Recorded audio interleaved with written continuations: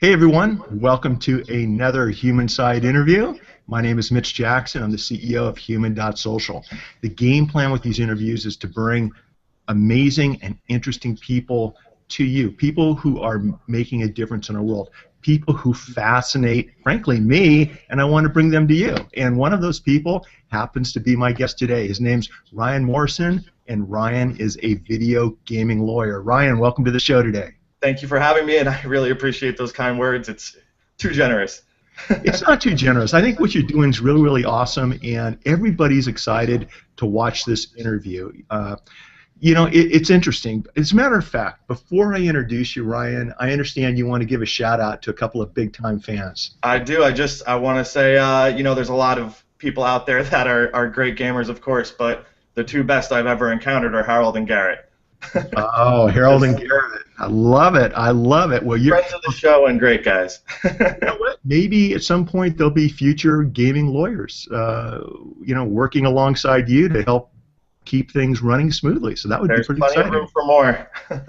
There always is. Well, let me introduce you, Ryan, to those of you who haven't had the chance to meet you before today's show. But Ryan he and his firm, they focus their efforts on helping the video game community stand up to all the bullies that have taken over the industry.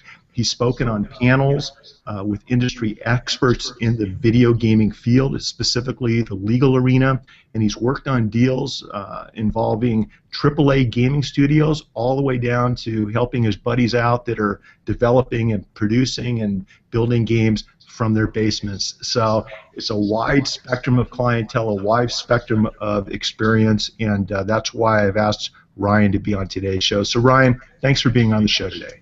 Yeah, thank you for having me. It's a pleasure. And yeah, there's a lot of video game developers. Every day it gets a little easier to make an app or make a game. Me and you who don't know how to program could download something off, any website in the world basically at this point and make a game. So, there was room for kind of attorneys to get at the lower level of that and make sure the new guys are protected too, because the law doesn't care if you make 7 cents. You're treated the same way as if you made $7 million. You actually probably have less protections with less money. So there still is plenty of room for attorneys to kind of do what I'm doing and get in and help the little guy, quote unquote. It's just a booming industry, especially when you look at the legal side of things. And one reason I wanted to have you on, Ryan, is I read an article about you in one of our legal publications, and I had just listened to someone in our Rotary Club speak about the gaming industry, how much money, the billions of dollars in the industry, the legal issues involved in the industry, and how the little guy is having a hard time competing with the big-time established gamers. So that's why I reached out to you. And what we're going to do today is we're going to talk a little bit about what is a video gaming lawyer, what got you involved in this, maybe give some advice to people that are developing video games, things they need to be aware of. We'll work our way that direction. And then towards the end of the show, Ryan, what I'd like to do is maybe go back in time and share with us what got you interested in gaming, in video gaming, and eventually becoming a lawyer. So we'll just kind of work our way through it, and that's the game plan, everyone.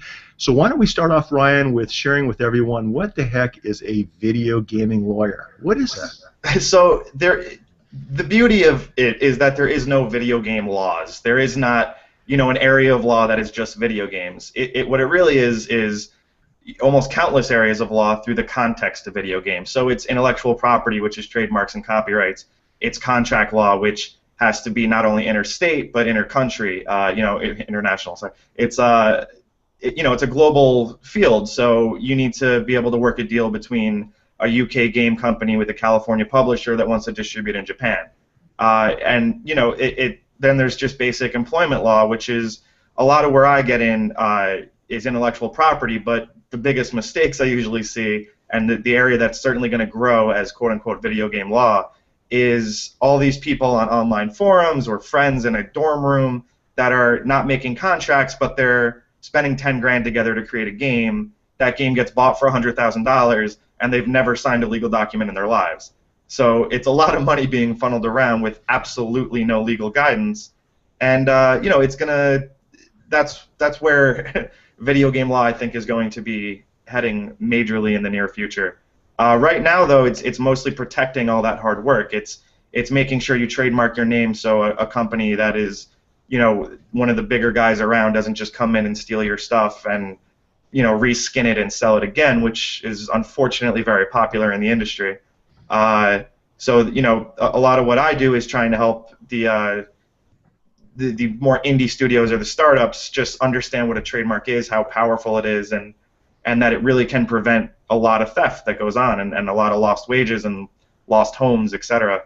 Well, let's talk about that for a second. A couple of guys, brilliant gaming designers, are thinking about putting together their first game, and they come to you and they sit down and they say, Ryan, what are the things we need to be concerned with while we're building this game, while we're trying to market it or possibly sell it, before we upload it to an app store, an app platform? What are some of the things that these people need to be aware of before they start clicking on the mouse and spending too much time with their game development? So there's a couple, I guess, quick points that I would make as the checklist that I usually go through with people. The first is to consider forming a corporation or an LLC or something along those lines, meaning, that creates a shield of liability for you. So if you do wind up having a contract go bad, or there is a deal where you owe money or things like that, they can't go after your personal house and your car. They can go after your company. Okay. That's, to you and I, an obvious fact. That's just what businesses do. But to, the 19-year-old starting a game company with his friends, they've never heard that before. They have no idea about that. And so, it's something that I try to make them consider. Understanding budget is usually the biggest constraint here for the newer guys, which is completely understandable. But if they can't do that kind of formal corporate structure, they should at the very least make a partnership agreement. They'll say, oh, I'm going to do the coding, my friend's going to be the artist, and Timmy down the street I've talked to once is going to do the music. Well, Timmy's probably going to screw you over in 2 years, so get something written on paper. And not even maliciously always, but maybe one of your friends, you guys are 20, or even if you're 30, maybe you fall in love with a girl in Ireland, you move halfway across the world, and you don't want to work on this anymore. All of a sudden, that app gets bought a year later for $100,000, and you say, hey, I worked on that, I want to cut. So it's just important to have the partnership agreement in place at the very least. You always want a contract with whoever you're working for. The kickback I always hear from that is, oh, we're friends, we trust each other. Well, nothing saves a friendship like a contract. Nothing will keep you guys talking in 10 years if it says, if this happens, we do this. So it's a very important thing to do. Next is everyone is so willing to say, I'll give you 30% of my company if you do the art. Random stranger on the internet. Okay, that's fine, but there's no reason to give equity. What you should do instead, if you don't have any money but you want an artist, is offer revenue. An artist for what? What do you mean by that? So if you're making a game, there's a lot of different skill sets involved with making a game. So there's not just one guy making a game. I mean, that exists, but that's very rare. Normally, there's one guy doing the programming code side of it. There's going to be one guy doing the art side of it. There's going to be one guy doing the music. It's like creating a TV show almost, where there's 1,000 different people on the set. There's hundreds of different possibilities for focused careers in games. So the one guy with a really good idea who has the ability to code that game might not have the ability to create the art. So he's stuck. So what he'll do, which is fine, I'm not against this, what he'll do is he'll go on a website like Reddit or one of the other popular gaming forums and say, I want to program this game, here it is, and I need someone to do the art. In exchange for that, what they'll usually offer is 30% of the company, or 50% even, or whatever it is. That's a big mistake for both people. That artist on the internet doesn't want corporate control of your company, and you shouldn't be wanting to give up corporate control of your company. Instead, what I try to explain to everyone is the difference between sharing equity and sharing revenue. Revenue is okay to share. If you don't have any startup capital, you have a good idea, or you think you do, which is more likely the case, you can offer the artist or the programmer or whatever role you need revenue sharing, meaning, yeah, we'll both work on this game for a year. When we sell it on the App Store, you'll get 30% of whatever profits we make. But that still keeps the original person as 100% owner of everything, which is it's an important thing to distinguish there, which I feel is absolutely overlooked commonly, and that's something no one other industry I know of faces where people are so quick to give away part of their company. Okay. You know, that's I think very unique to video game development, where it's a lot of younger guys. They're in the tech scene. They're maybe overly trusting, or they think, ha ha ha, if I give them 20% of the company, I'll never have to pay them. Not really how it works. So I would always offer revenue over equity. And then finally, when you hire that freelancer, it's very important you get an agreement, because let's say I hire you to do the art for my game, and I'll say, here's $10,000, you do everything for my game.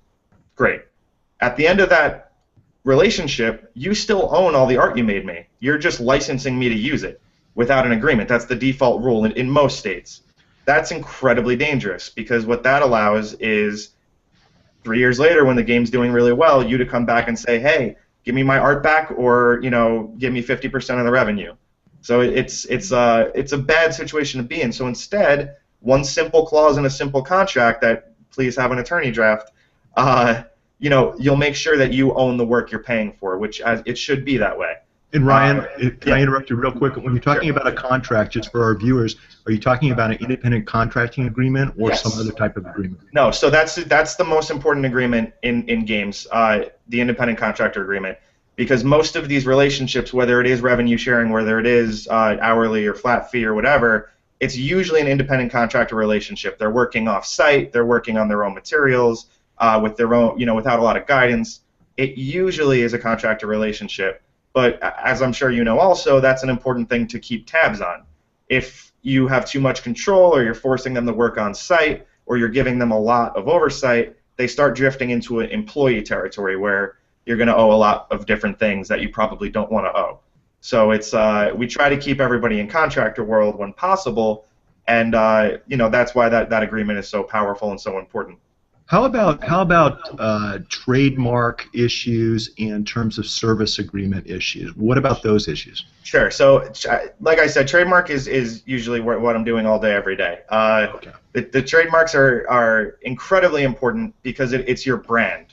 Another thing very unique to video games is, there is a thing called common law trademark rights, where I'm using the name of this business, I'm using the name of whatever, so I'm building up common law rights. Common law rights give you regional protection. Regional protection in video games and tech is the world, meaning you don't get any common law rights. If someone's fully registered, if someone beats you to the USPTO or the 100 other trademark offices in the world, your common rights are worth nothing, basically. More so than that, it's incredibly more expensive to assert those common law rights or go to court over that, or even file an opposition in the trademark office if you catch the guy before he's registered. All of that's more expensive than just filing in the first place. So if you have a game name you like, it's important to register to protect that and prevent people from stealing it.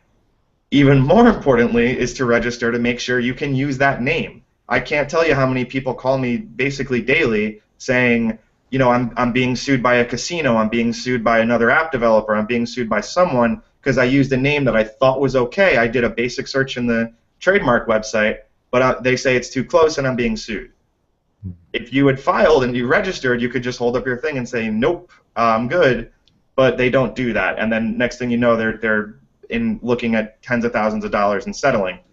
So it's a scary place to operate in this world without a trademark. Ryan, talk to us a little bit about terms of service agreements. Why are Sure. those So important? the terms of service are the thing you click on that you've never read before, but you click OK. Even attorneys do that. It's okay. We can admit it. All the time. But, yeah. But it's they're important because it is basically just listing a trillion different ways that you can't sue me, that I'm not liable for anything that's happening, and it's coupled usually with a privacy policy that explains what we're taking from you, how we're using that data, why we're doing it, and et cetera, et cetera, et cetera. They're hard to boil down to a quote-unquote friendly one-page document that a lot of developers want, because it's just not the spirit of that document. It really is 7 pages of different ways I'm legally protected and you can't sue me. So it's I can go through clause by clause if you wanted, but it's basically just a lot of, we're not liable for anything a third party does. We're not liable for anything another user in a game does to you. If he yells a racial slur at you during the game, We're not liable for any kind of defamation or harassment. At the same time, if you use any of that kind of language or you are harassing people, we have the right to kick you off. I don't care if you paid $60 for the game. We don't have to ever let you use it again. You know, it's an endless list of things like that. And it's also all the games that have in-app currency or things that you can buy in the game. It's saying you're buying a license from us to use that, but we can revoke that anytime we want if we feel you're not following our rules of conduct. And it sounds critically important. It allows you to control your game, how it's being used, if it's being used improperly. Just as a quick summary, and I've got some notes here. It looks to me like if you're a gamer, if you're designing a game, and you can't meet with Ryan right away, the things you need to look at is think about incorporating your business. Think about using independent contractor agreements, written agreements with people who are doing work and project work for you. Make sure you're protecting your intellectual property, your trademarks correctly, and use the correct type of terms of service agreements. Those are the 4 areas that you can bring someone in, take them by the hand, let them design the game, and then you can take care of the legal stuff, right? Right. So that's exactly you know, what I would do with them. And then we go through your game and we make sure, especially with the terms of service, which you know, everyone's quick fix is to go to Disney.com and say, hey, you know, Disney's lawyers are great. I'll just use their terms of service. Unfortunately, that's not how it works. It needs to be true and accurate to your game, or a judge is going to laugh it out of the courtroom. If it's either, you know, the legalese for it is over-encompassing or under-encompassing, it's going to be not used, probably, maybe, I don't know. But it's you know, it's the law, so it's always a maybe. But it's just so much smarter and safer to have one that actually applies to your game, especially privacy laws, and especially if your game can even kind of be targeted at a 13-year-old or younger, or 12 years old or younger. Then you get into the Children's Online Privacy Protection Act, it's called, which is a very scary piece of legislation with a lot of laws. So if you're making a game aimed at kids, you really need to follow that. And that's something that, you know, we could talk 4 hours on, but it's an important analysis that you need to do with an attorney, absolutely. Yeah. Yeah, well, I mean, obviously, you want to balance free enterprise with child safety law issues, and maybe we will do a show about that sometime. Yeah. But not today. Not today. What I want to do is I want to focus on the fun stuff. And a lot of people that heard that I was going to be having you on the show and talking to you, they wanted me to ask you a couple of questions. My son Garrett wanted me to ask you, Ryan, what's your favorite game? So that's a heavy question. You know, that's like asking a movie critic what his favorite movie is. That's why he asked me to ask you. Yeah, I'll give you 3 answers. My favorite game of all time, which if actual gamers are watching this, it's probably a little cliched, but it's Final Fantasy VII. It's called. I got it as a child. It completely immersed me in what a game could be. It was a movie you controlled, basically. Great story. Highly recommend it. I think it's $9 right now. Currently, I play a game called Dota 2 right now because I'm not sure if you're familiar with what eSports are. It's kind of competitive gaming where they make, shockingly, as much money as NFL players. It's just not so popular in America right now. Seriously? Yeah, Tell us a little bit about that. Yeah, they sell out stadiums now. You know, actual like event stadiums where people go and just watch people in the middle of the room play a computer game against each other. There's gambling on it. There's fantasy leagues set up for it, like fantasy football. It's very, very popular. You know, there's websites like Twitch or even YouTube where you can go and watch these games. It's only growing. Believe me, you'll hear about it from your son and others soon. It's crazy. The horrible part of it is the adults who realize it exists have completely made a living off ripping off these kids making millions of dollars, and these kids never actually get the money they win. So it's a lot of thieves and terrible people running that industry right now. Is there any industry regulation on how you represent these people, kind of like sports agents representing NFL players, since you brought up the NFL? I'm actually, not that I'm the only one, there's a couple people very heavily pushing making a players union and an actual league body, because without something like that, without somebody saying, you know, this is how it's going to be, and without legislation, which, you know, I don't trust a congressman to check his email nowadays, let alone write eSports law, but, you know, we need something like that. We need a governing body, because right now it is just 18-year-olds winning millions of dollars who don't care about the law, who are afraid to talk to a lawyer, and then they get completely ripped off. There's only a handful of attorneys I know of that work in the field, myself being one of them, and I'm embarrassed I can't remember his name off the top of my head, but another gentleman in Seattle, I believe. Believe me, this is all going to be tackled and conquered in the next couple of years because it is so much money out of nowhere. This is a year ago this started with the millions of dollars of prize pools. Wow.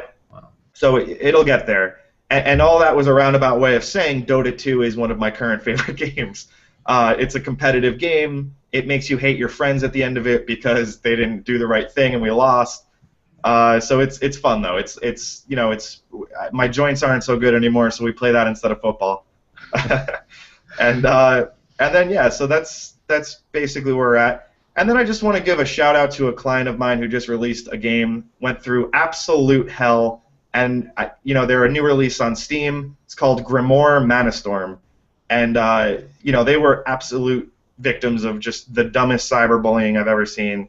Great group of kids and a great game. Highly recommend it.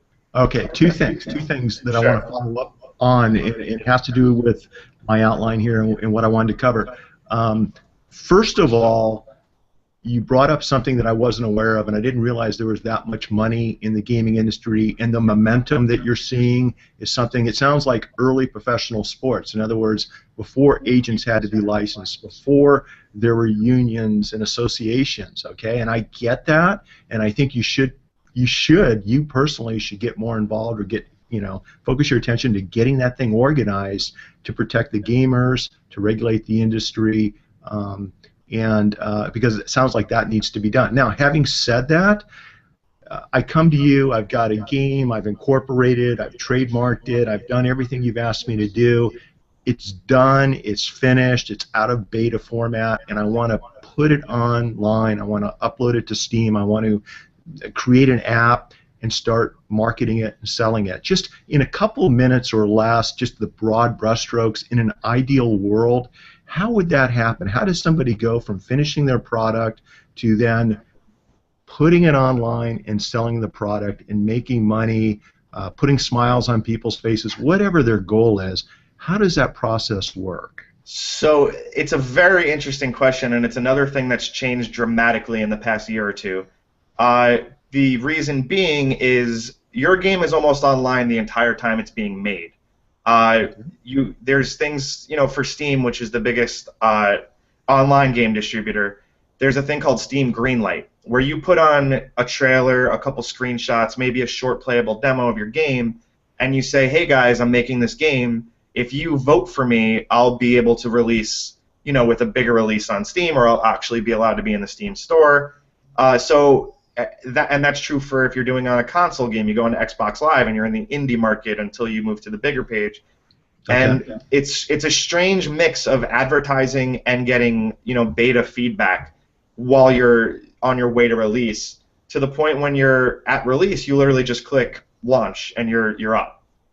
So the legal side of it, what I'm doing is all done prior to launch, and I'm not too involved at all on launch day, unless there is that's sometimes when the big trademark cease and desist letters come. Somebody finally notices you. Oh, whoa! Before, I just saw your launch, and your name is the same as the name I'm using. No way. Other than that, it's usually just up to the game company. They have that. It's such a seamless process now that they don't need much help at that stage. Okay. But it's while they're going through it, they are usually too late to the party. They'll have a game out for a month already before they come to me asking for a trademark or a terms of service, and usually they come with a problem already existing that wouldn't have been a problem if they did this a month earlier. Yeah. I'm sorry, I didn't mean to interrupt you. Yeah, no, I'm done. Yeah, what I was going to say, what I was thinking is that I look at how authors used to have their books published, and the way that process used to work years ago. If you fast forward to today, what you have now are savvy authors actually doing the circuit. They're speaking across the country. They're traveling to a different city every night. They're doing shows like this to help promote their book.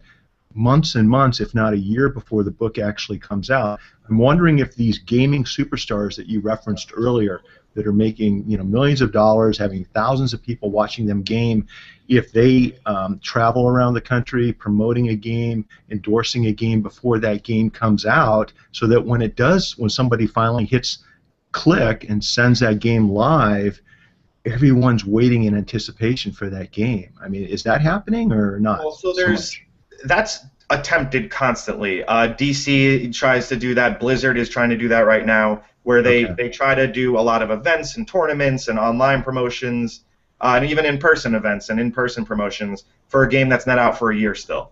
That said, going back to your actual question, the players making millions of dollars have nothing to do with the game. They just play the game. They're just good at playing it. And they're winning as if, Derek Jeter didn't make up baseball, but he's good at it, so he got a good paycheck. These guys are just people who get picked up, they play really well, and they beat everyone else, and the money comes from a shocking place also. It's very strange to you and I, certainly, because of, we're not 15 right now. Basically what it is a company like Valve, who owns Dota 2, will say, we're hosting this tournament in Seattle. It's $400 for a ticket if you want to come watch it in person, or you can pay us $10 and watch it from your computer live. That sounds ridiculous to you and I, to pay $10 to watch people play a game on your computer, but it absolutely sells so much that they give half the ticket price, let's say. I'm not sure if it's half or what the percentage is, but that is the prize pool. That's the complete prize pool. So they sell so many tickets, so many viewers, that all of a sudden that prize pool from nowhere is now millions of dollars. And these kids who signed up for this tournament and are really good at the game, all of a sudden are winning millions of dollars, literally out of nowhere. It's called, you can Google it later if you'd like, it's called the Dota 2 International. It was held in Seattle last year. It was the International 4. It shattered every kind of record conceivable for a tournament prize winning. And since then, it's just been going up. It's been getting crazier. More fans have gone, and it's been absolutely amazing to watch. And I keep saying, I can't understand it, but I understand it a little. I've bought a ticket or two. It's. No, I get it. Yeah, I think Garrett's actually signed up and watched some of those things online. I mean, right, exactly. So if he pays $10 for that, half of that goes to one of these kids winning, and it's incredible. So why wouldn't there be a huge endorsement opportunity where you have these guys? This is the caffeine product I'm drinking. Oh, Red Bull's there. Okay. Red Bull's there. Red Bull and Pizza Hut have been there for a while, and everybody else. I really feel like it's actively not shown to people like you and I, because the people making money from it realize there is no regulation and realize they're doing whatever they want right now. And if it was promoted to attorneys or agents or people like that, then there are going to be more hands in the pockets and more rules and more less for them. So that's obviously conspiratorial of me, but it feels that way commonly. What's the big problem that you see right now with the gaming industry? When the gentleman came to our Rotary Club and spoke, I had no idea that the issues that he talked about were out there. It's obviously not something that I do for a living. Can you share with our viewers, and you can get as specific as you want or as general as you want, but what are some of the big problems right now with the gaming industry? And I know you believe there's some problems with that industry because I've read your stuff. So maybe you can share it with our viewers during the live video, and then we're going to have a podcast version of this later on. Sure, yeah. It's, so the big things that jump out, I mean, going back to just video games instead of eSports, the big thing with video games is that most game developers just don't consider getting a lawyer. They don't consider the law. Not that they're anti-lawyer, not that they're, won't talk to someone in a suit. It's that they just, it truly never crosses their mind. And all of a sudden they get a letter, that they're losing their house, their wife, their kids are gone, all because they put up an app that, infringed on a Bally trademark, and not to make a shot at Bally, but, somebody. Sure. It's so very common. And the response I get to that always is, oh, well, I never read about it, I never see it, that doesn't happen. The reason that is because in every single settlement, the only thing that the company infringing someone is concerned about is a confidentiality clause and I can't, I'm having a brain fart, but the clause saying that you can never talk about this. You're going to give us $5,000. Non-disclosure confidentiality right. clause. We won't sue you. You give us $5,000, and if you mention this to the media, if you post about this on a forum, if there's an article written about this, we reserve the right to open this lawsuit right back up. So you never hear about the settlements. You never hear about the cease and desist that go out every single day from these companies. And they don't have to be right. They don't have to be accurate. They know that most people are too afraid to talk to a lawyer because of the hourly rates or the bills. They know that they get this scary cease and desist letter, and that's it. They're terrified, and they'll do whatever you want to not go to court. And it's absolutely, in my opinion, so I don't get a defamation lawsuit, malicious from these companies doing it, and they know what they're doing. I mean, it's a tried and true method. You send out a cease and desist that is completely warrantless, but you know it's going to work. They do it all the time, and so I have a standing offer with the game dev community on Reddit, and and I'm not that I'm advertising on here, but truly, I have a standing offer. If you get a malicious, ridiculous cease and desist, I will help you for free. I just am so sick of seeing a great industry, all these passionate people being completely taken advantage of, and just bullied around by, in my opinion, monsters. Well, it's nice. Look, you're doing the right thing. It's nice of you to offer your professional services to help protect the little guy, and we see that in different industries. Obviously, different businesses, clients we've represented, we see the same thing happen. It's just not the gaming industry, and you got to stand up for your rights, and you've got to hold wrongdoers accountable. On the other side of the coin, if you haven't done anything wrong, see a lawyer like Ryan. Give him a call, and we'll share all of his information at the end of the show if you have any questions or you want to connect with him on Reddit. Ryan, just along those same lines, real quick, two-pronged question. Actually, before I forget, just on that same note, sure. The reason I think it's more prominent in games, and I know it's an entertainment industry-wide thing, it's in every industry. The reason I think it's more prominent in games is because it's so easy to make an easy app or an easy game and throw it up for free somewhere. What they don't realize is that free app infringes just as much as if you charged $1 million for it.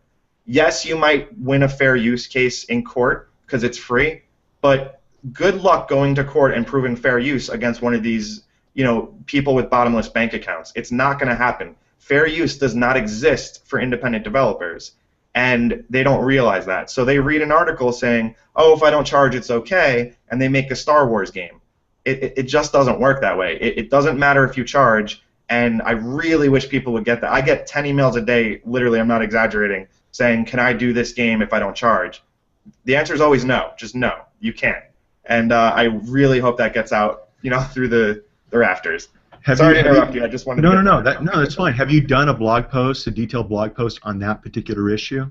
Yes, and every single week I host that AMA. It's a question and answer series on Reddit.com with game developers, and I say that every week. I tweet it out every week to the point where people make fun of me, like, "Oh, there's the tweet about not charging." But it's so important, and I can't get through to enough people because the people just entering the industry who haven't done their homework and haven't done their research are the ones offering these free apps that they worked on for fun, and they just post it because they're proud of it. They were learning how to program, and they learned how to program by using intellectual property of something they really are passionate about, really like. I mean, I'm drinking out of a Star Wars mug right now. It's it's just that's how nerds are. We are nerds, and we like to pay homage to things we love. Unfortunately, it's infringing, and you can't do it. So be careful out there, everyone. Everyone that's listening, be careful with what you put out there, and it's always a good idea to talk to an experienced gaming lawyer if you have questions about what you should or shouldn't do. The reason I brought up your blog post is I was spending some time at your site, Ryan. You've got an awesome amount of material that's really helpful. That anybody that's thinking about gaming or creating an app, creating a game, they need to go to your website. They need to check it out and get up to speed on all the details. Maybe even give you a call, email you, and introduce themselves to you. You have an interesting post there about a game that was recently taken down from Steam.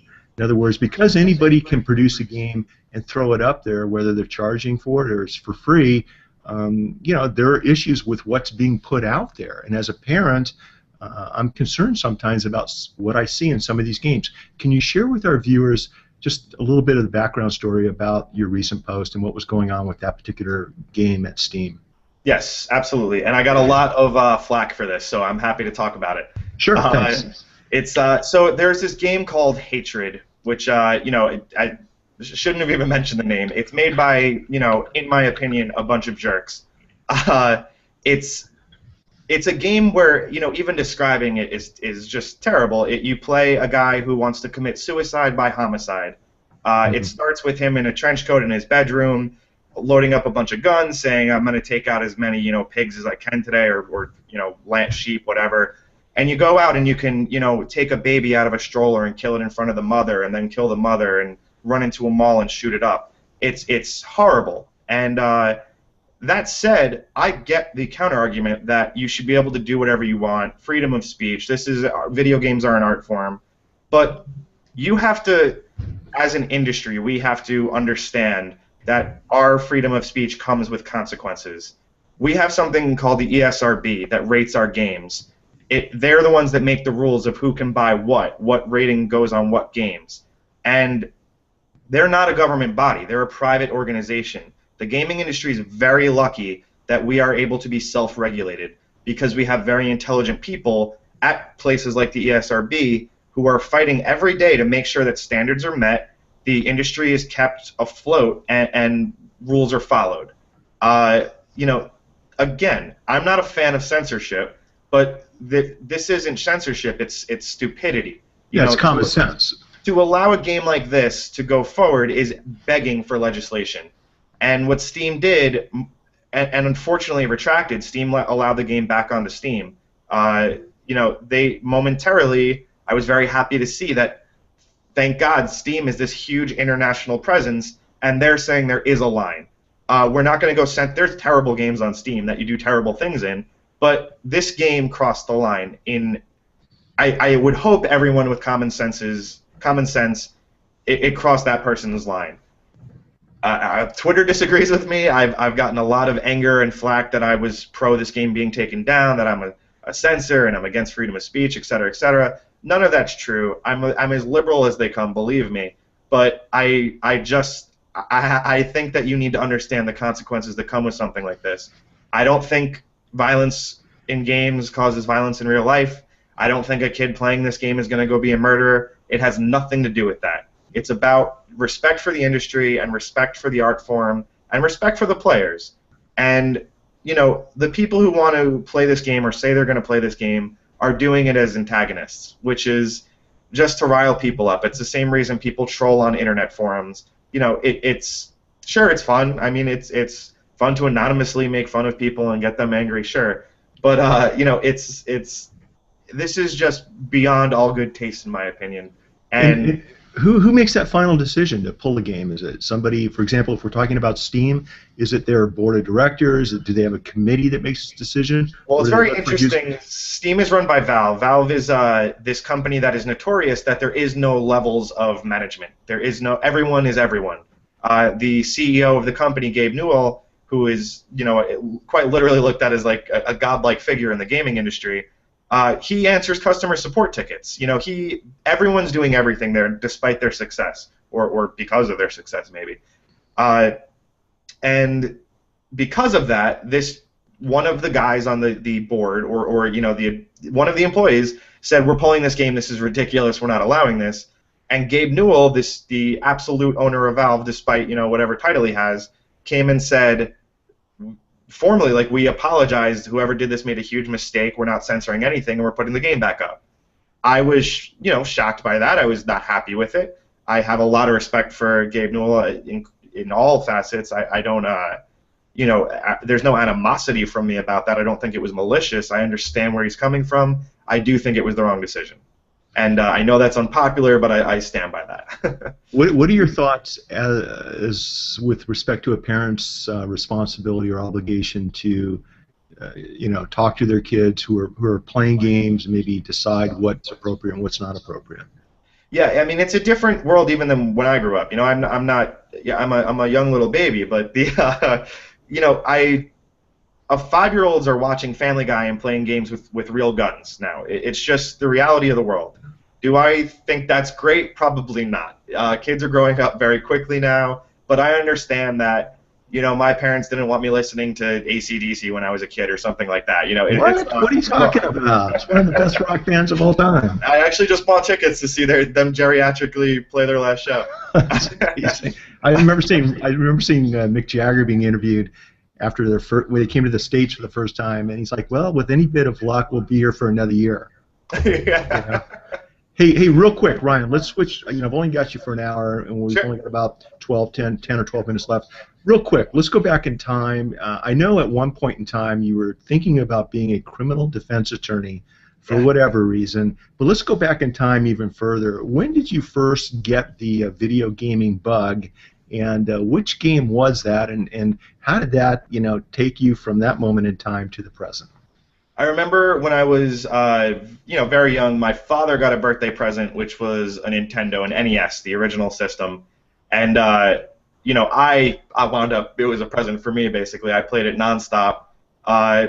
Then I kind of, I grew into my teenage, stupidity. I was skateboarding and playing hockey every day.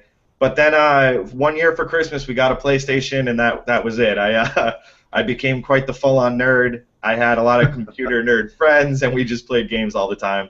We'd still go out and play hockey, but we would come right home and play Final Fantasy or one of the other games, and it was a lot of fun. And it remained a lot of fun. It's always been a good bonding tool. Now that my friends have moved all over the world, we still stay in touch by playing games together. It's an industry I'm very passionate about. I like most of the members, and it's not who you think it is anymore. It's the same people I play games with. I still play football and go to Jets games with, and I know about the Jets. I'm sorry, but yeah, it's not the guy locked in his basement anymore. It's no. Look, I'm living. I'm not defending myself. I'm just letting the world know. No, but I'm telling you, it's interesting. Like Garrett would come home from playing. He just finished his first year of high school football and soccer. We just finished our season. Bunch of jocks and a bunch of smart kids. They're very good students. But I remember him coming home from a game. We had dinner. He went upstairs. I came up about an hour later, and he's got his headphones on, and he's gaming with all of his friends, not only who are just on the football field, but friends that are on the other side of the country. I mean, Exactly. it's like a big party, and they're laughing and having fun. I thought it was awesome. When did you first see the possibility of being a lawyer in the gaming industry? When did that light bulb go on? Well, quite literally, I went to law school on a dare. Basically, I wanted to be a teacher. I was waiting for licensing to go through, and I was working at a restaurant while I was doing that. I was bartending. The food cashier was always studying for the LSAT, which is the entrance exam to law school, and I jokingly bet that I could take the test without studying and get a better score than him. Turns out I couldn't, but I got good enough to get into law school, and I decided it was an opportunity I wanted to pursue. I'd always fancied myself a good arguer, and I was doing stand-up comedy. I wasn't shy, so it was something that I wanted to give a try. I know it's an expensive dice roll, but whatever. It was something to do. I was never going to get the teaching job I wanted, so it was interesting. And I came down to New York City from Albany, and really went at it. But again, like you said earlier, for criminal defense work, it's what I wanted to do. To do the kind of legal aid stuff until I saw how big the loans were. Then there was a professor there, Gregory Boyd, who also happens to be probably the greatest video game attorney in the world. Not blowing smoke, he really is. He's worked on basically everything there is. There's certainly others, Tom Biscaglia, Patrick Sweeney. I'm not trying to pigeonhole anybody, but Gregory Boyd I had the pleasure of having a class with, and it was called video game law. I didn't know that was a thing. I had never thought about it. As I said, I was playing games and in law school, so it made sense. And when I was there, I really connected with Greg, and we meet for lunch, and we're actually speaking on a panel in Chicago in March. So we stayed close, and I realized this was an industry I could potentially get into. All that said, when I got sworn in and was about to start my law career, I was about to start doing basic work at for a large firm that I would have not been happy doing. Not that the firm was bad, that I would have been bored. Then, I don't know how much time we have left, I'll say very quickly, the company King, who makes Candy Crush, was making all these kind of headlines for harassing a bunch of little game companies. I basically quit my job. I went pro bono to help a couple of the companies involved, not the big one, Banner Saga, but a couple of the smaller ones.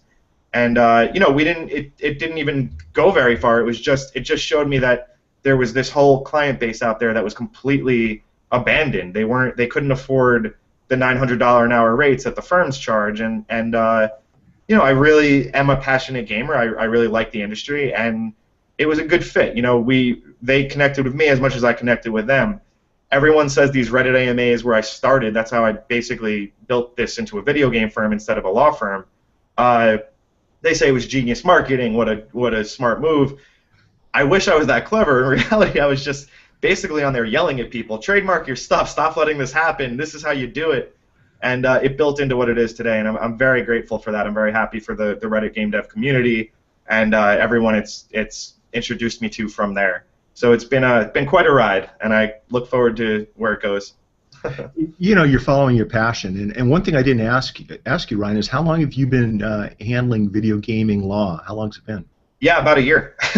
Okay, here's the deal. There wasn't much to do before that. You know, it was basic trademarks, but the companies making money were the ones going to the $900 an hour firms. Now it's much more open to the little guy. And I've always understood video game law. I mean, I say a year, but that's really just what my firm's been doing it. I used to work at a video game studio during law school, and I would do their legal work. And then I went to a non-legal law firm. But it's, you know, I've always been dabbling in it. I've always been interested in it. So it's, you know, I'm happy that I get to do it now.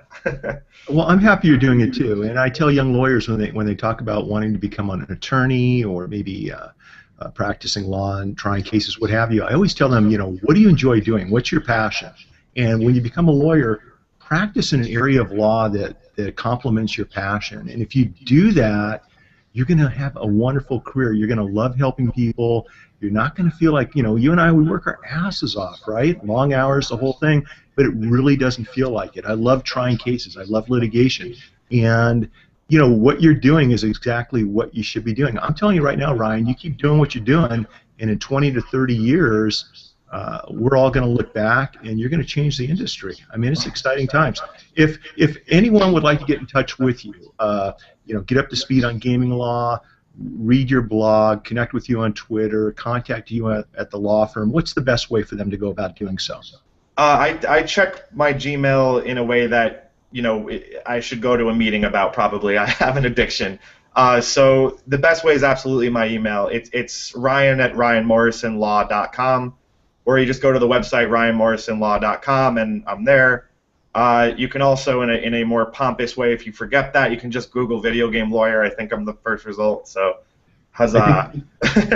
You are, and there's an awesome picture that I used with your permission to help promote the show. Who did that? It's you. It's a cartoon character in a cape.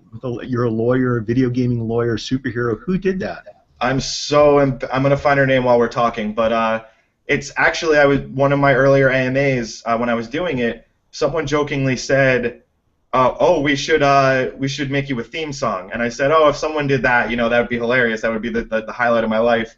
And then another person jokingly drew a video game controller with like a cape, and it was just a stick figure, but it was very funny. And then I said, oh, that's great. I'm going to make that my profile picture. And all of a sudden, this girl, who I will find her name in a moment, drew what you're referencing in a matter of literally a minute. She's one of the most talented artists I've ever seen. That's why I want to find her name, because she has a beautiful website.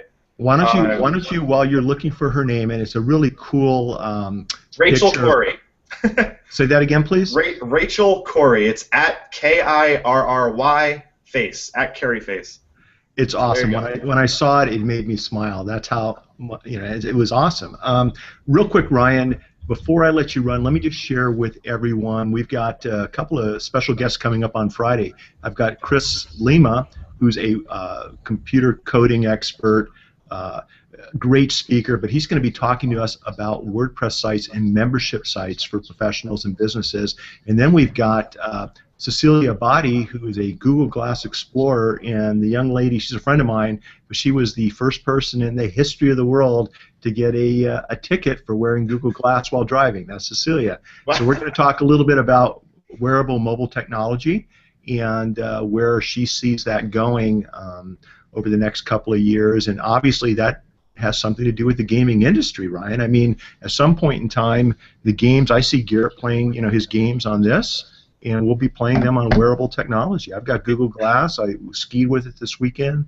It would have been great to be skiing down the slopes and playing a game at the same time. I think it's going to happen. So. Oh, yeah. It's terrifying to see some of the virtual reality stuff my clients are working on. It's amazing. Well, Ryan, thank you for joining us today on the Human Side Interviews. This has been fascinating. This is an area of law. It's a business that's just getting started. We're only seeing the tip of the iceberg. You already know that. I think I've got a pretty good appreciation for what the future holds with you and your industry. And this has been fascinating. I really appreciate your time. Thanks for being on the show, and nothing but success. Remember to always make today your masterpiece. And I'm hoping that you and Garrett and Harold can connect online, maybe connect on a game, and I can watch my son kick your ass at something. How's that sound? I have some games to send him. That last part won't happen though. But really, thank you very much for having me on. It's been an absolute pleasure. I really enjoyed it. You're welcome, Ryan. Sit tight. Let me sign off, and I'll be right with you. Bye, everybody. Thanks for being with us.